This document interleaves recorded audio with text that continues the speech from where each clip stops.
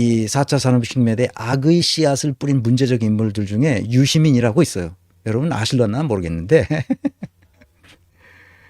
나만 아는 사람인가? 여러분은 모르시나?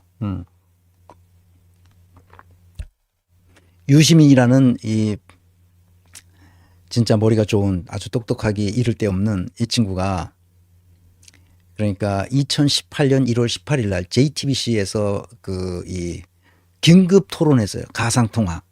그래서 뉴스룸에서 긴급 토론을 해서 그 손석희가 주관을 해서 그 두 양쪽에 가상 통화, 가상 자산, 또 암호화폐, 블록체인, 비트코인 이런 건 다 꽝이다 하고 주장하는 사람 유시민과 또 한 사람 있고 그렇지 않다 하는 제 정재승 카이스트 교수와 또 한 사람이 나와서 네 명이서 이제 토론을 하는 거를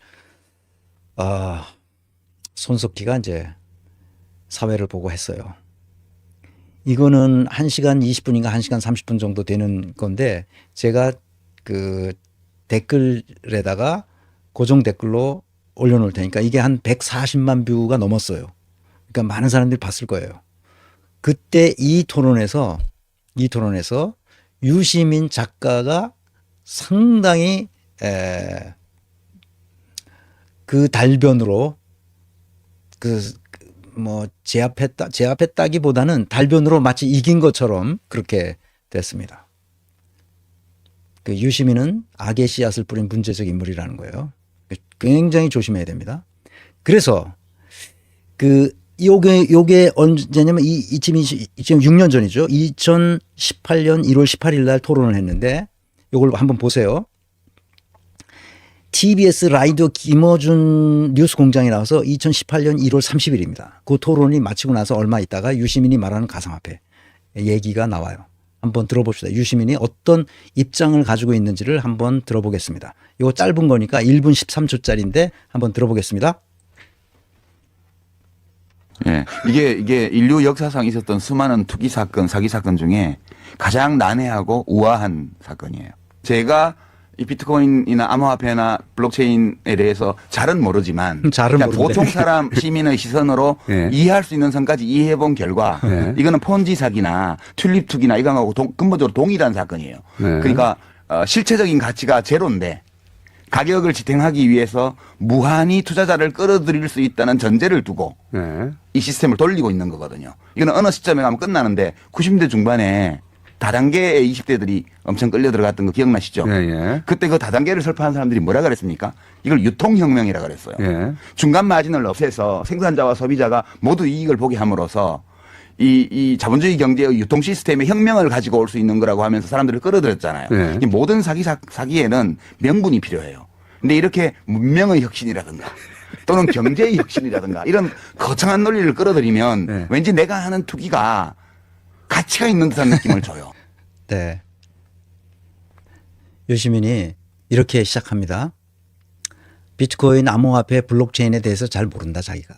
그렇지만 자기가 상식 수준에서 조금 공부한 사람으로서 봤을 때 말도 안 되는 개수작이다. 지금 그런 얘기를 하는 겁니다.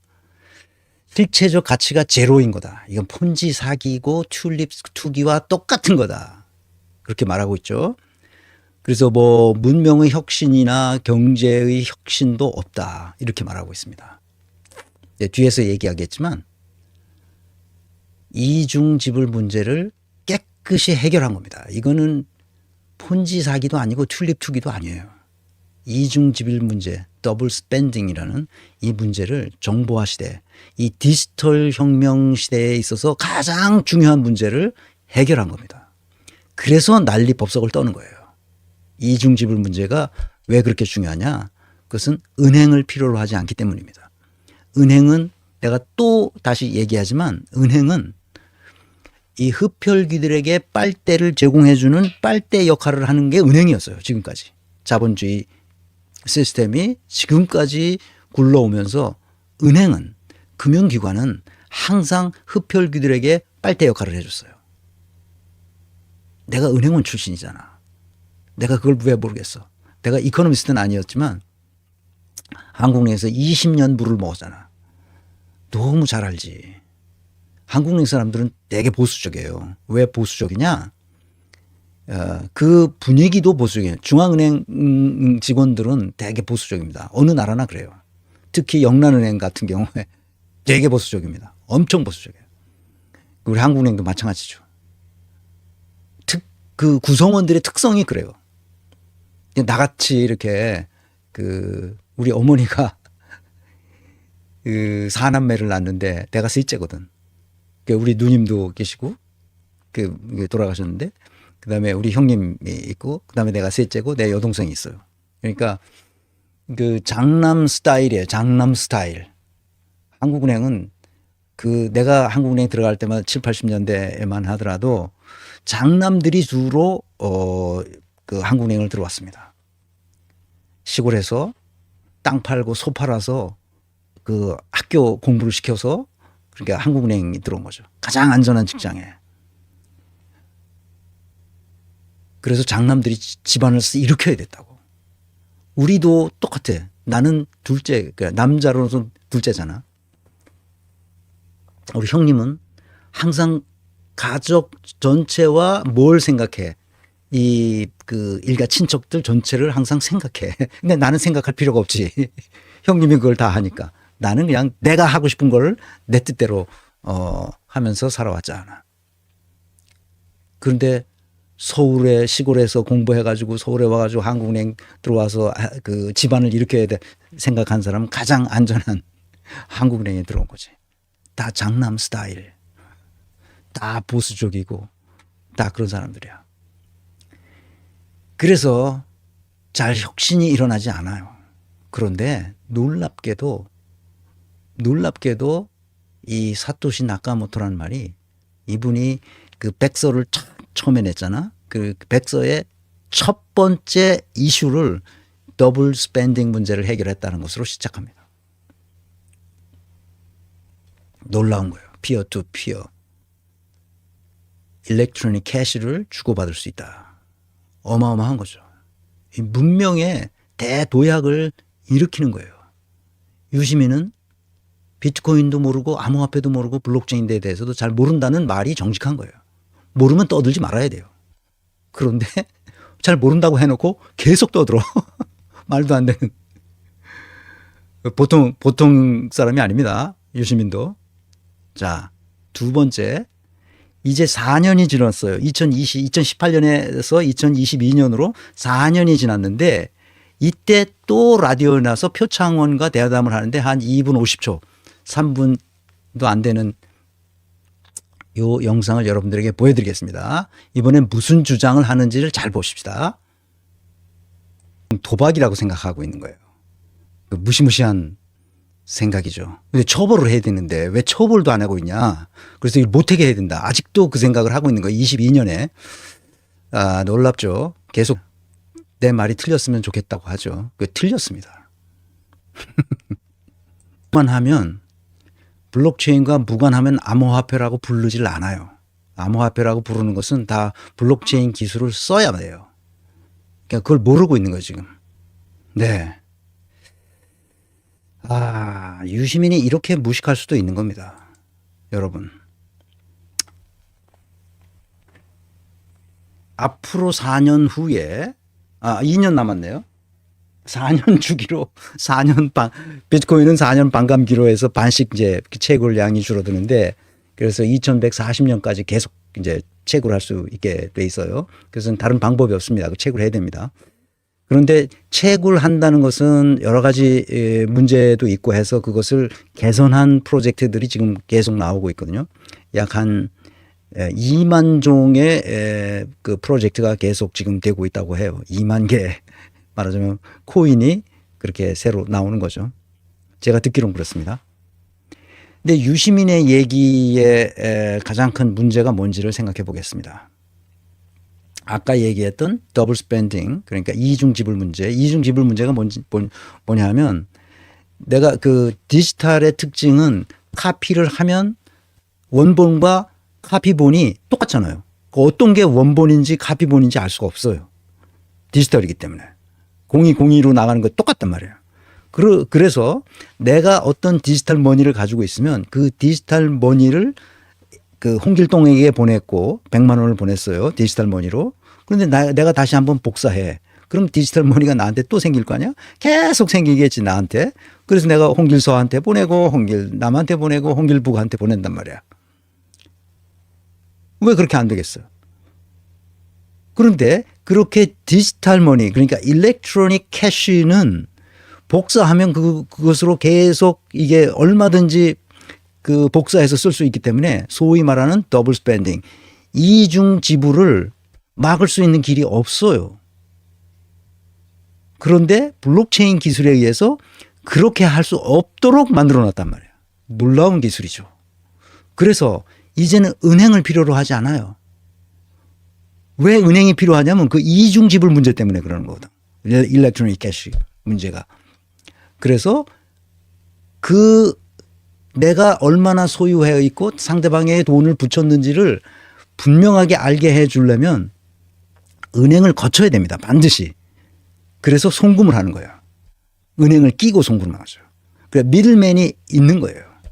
그런데 이제 미들맨이 필요 없게 됐어요. 왜? 이중 지불 문제가 깨끗이 해결됐기 때문에 내가 모르는 사람한테도 돈을 붙였으면 그 비트코인으로 붙였던 뭐 암호화폐로 붙였던 뭘로 붙였으면 그 사람한테 갔다는 것이 뭘로 나와? 기록으로 다 남아 있기 때문에 은행을 필요로 하지 않아요. 그러니까 기존 화폐 금융 이론과 정통 경제학의 패러다임에서 완전히 벗어났어요. 그런데 유시민은 기존 화폐 금융 이론과 정통 경제학의 패러다임에서 벗어나지 못했어요. 그러니까 저런 소리를 자꾸 하는 거예요.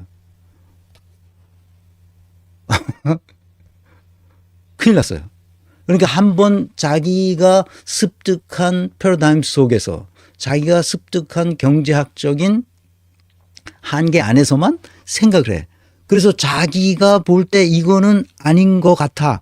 그러면 더 이상 보지도 않고 계속 비판하는 거예요. 그러니까 그 2022년 7월 12일 날 유시민 작가가 한 마을 표창원과 얘기한 이 얘기는 완전히 잘못된 얘기를 하고 있는 거야. 그래서 지금 우리나라의 가장 큰 문제는 가상자산 거래소가 있어요. 그 중에 업비트라는 가상자산 회사가 제일 큰 그 두 나무가 이제 원래 그 회사고 거래소 이름은 이제 업비트인데 그게 거의 독점적으로 운영하고 있어요. 그 독점적으로 운영하는 것이 어떻게 해서 그렇게 됐는지를 뒤에서 얘기하겠습니다. 그러니까 엉망진창이라는 거야. 엉망진창이라는 거야. 왜? 정부가 개입을 하는데 무조건 못하게만 하니까. 이거는 마약과 같은 거야. 이런 거는 이건 게임 이건 뭐야. 이건 도박이나 마찬가지야. 이거는 하면 안 돼. 계속 지지 누르거든 지금. 그러니까 어떻게 하면 잘하게 할 것인가 하는 생각을 안 해요. 고위 공직자들이. 내가 지난번에 얘기해 줬잖아요. 은성수, 박상기 이런 놈들이 아무것도 이 비트코인이 뭐라는 거 블록체인 기술이 어떻게 비트코인화 돼서 이 인류에게 봉사하게 될 거라는 생각을 전혀 안 하고 있어요. 자기가 알고 있는 상식에서 벗어났어. 그러면 여기 있으면 안 돼. 이렇게 생각하는 거야. 우리 사회가 이 지금 그러니까 무정부 상태에 있다시피 해. 그런데 못하게만 하는 거야. 이게 이제 빌어먹는 거지 그러니까. 그래서 아까 주기영 그 대표 같은 경우는 자기 크립토 콘트를 세워서 도저히 한국에서는 비즈니스를 못하겠다. 그래서 미국으로 갔다 오니까. 그런 사람이 한둘이 아니야 지금. 다 내쫓는 거야. 이 나라가 되겠어 이게?